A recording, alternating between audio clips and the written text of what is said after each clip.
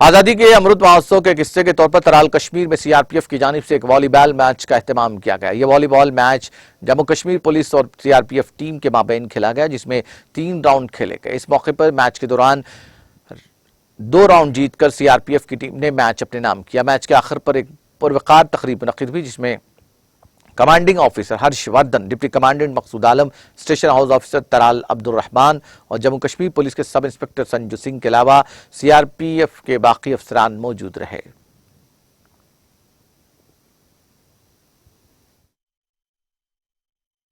दो तीन दिनों से हम लोग हर घर तिरंगा में लगे हुए थे। इसके अलावा जो 15 अगस्त के उपलक्ष्य पे जो सिक्योरिटी अरेंजमेंट रहती है, उस पर हम लोग सभी लोग लगे हुए थे। और मुझे इस बात की खुशी है कि हम लोगों के और यहाँ के आवाम के प्रयास से अभी तक किसी बिना घटना के 15 अगस्त स्वतंत्रता दिवस जो है अच्छे तरीके से निकल गया। इसमें लोकल आवाम का भी इसमें पार्टिसिपेशन था।